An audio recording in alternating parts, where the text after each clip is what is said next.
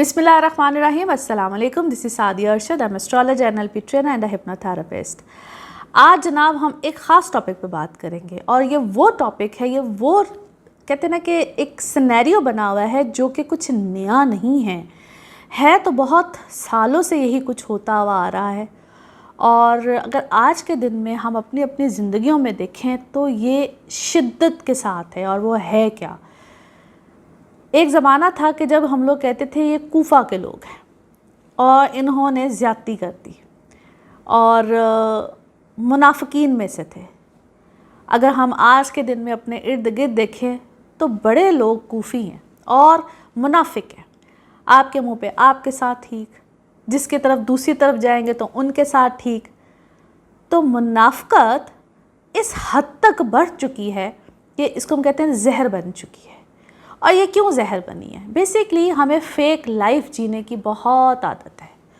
और जो लोग फ़ेक लाइफ में होते हैं, प्रिटेंड कर रहे होते हैं कि हम तो बड़े ये हैं, हम तो बड़े वो हैं, दिखा के अपनी चीज़ों को लोगों को अपनी तरफ अट्रैक्ट करते हैं कि हम तो पता नहीं बाकमाल लोग हैं और देखिए हमारी शान और शौकत।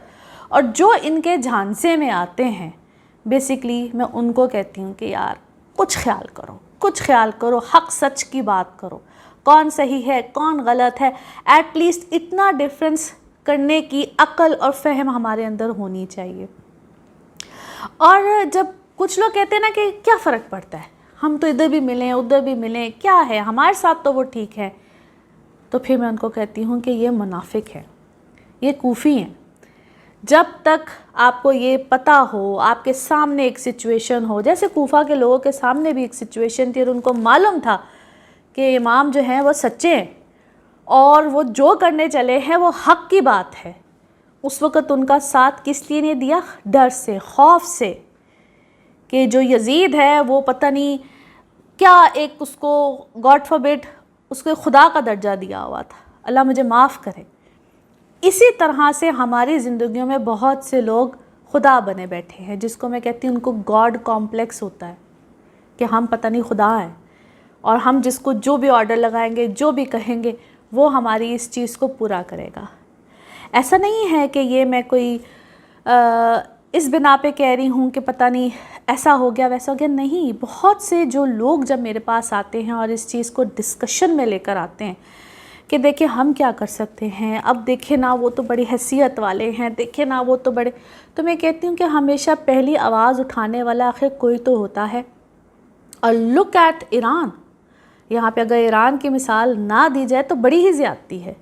ईरान ने वो कर दिखाया है एक ऐसे मुल्क के सामने जिसके अंदर गॉड कॉम्प्लेक्स, अमेरिका, और अमेरिका के सामने इतने मुसलमान मुल्क जो खड़े ना हो सके, कौन खड़ा हुआ? ईरान। और फिर जहाँ के रहने वालों को अल्लाह मुझे माफ़ करे फिर से कि यहाँ तक कहा गया कि ये अहले तशी से हैं, ये काफिर हैं, ये है। तौबा करनी चाहिए। और मेरा ख़्याल है कि मैं इस चीज़ पे बहुत अरसे से बात कर रही हूँ, अहले बैत के ऊपर बहुत अरसे से बात कर रही हूँ कि जो अहले बैत को नहीं मानता वो इस्लाम के दायरे में ही कैसे शामिल हो सकता है। और अहले बैत को मानने का मतलब ये नहीं है कि हम खुदा न खास्ता हम जो खुलफा राशिदीन हैं उनको नहीं मानते, हम उनको भी मानते हैं।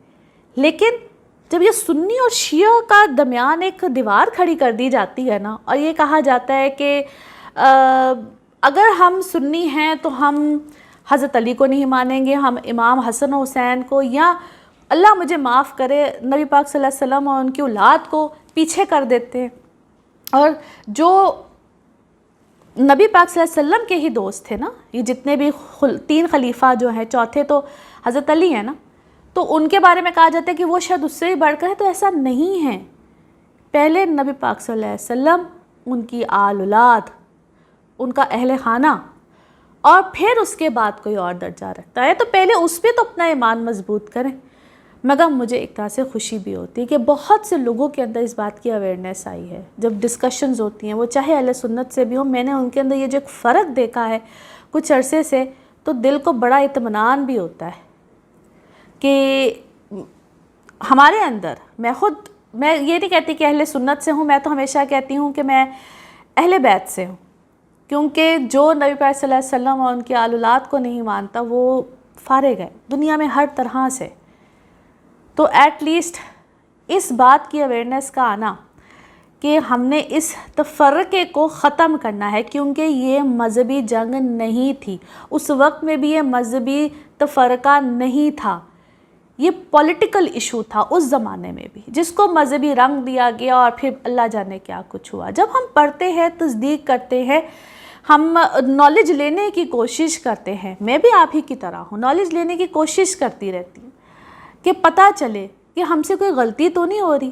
کیونکہ باخدا کون سا وقت ایسا آ جائے کہ آثار تو ایسے ہیں کہ ہم بس اس دور میں ہیں جہاں پہ قیامت قریب ہے. تو اپنے اپنے قبلوں کو درست رکھنا چاہیے. اور یہ میری آپ سب سے بھی ایک چھوٹی سی ریکویسٹ ہے، ہمبل ریکویسٹ ہے کہ اپنے ارد گرد دیکھیے، اور جہاں پہ آپ کو لگے کہ مجھے حق سچ کی بات کرنی ہے، وہ چاہے خاندان میں ہے، دوستوں میں ہے، فیملی میں ہے، اوور آل ہے، تو پلیز کیجئے. کیونکہ ہم نے جواب ان لوگوں کو نہیں دینا ہے، اینڈ میں جواب ہم نے اللہ کو دینا ہے.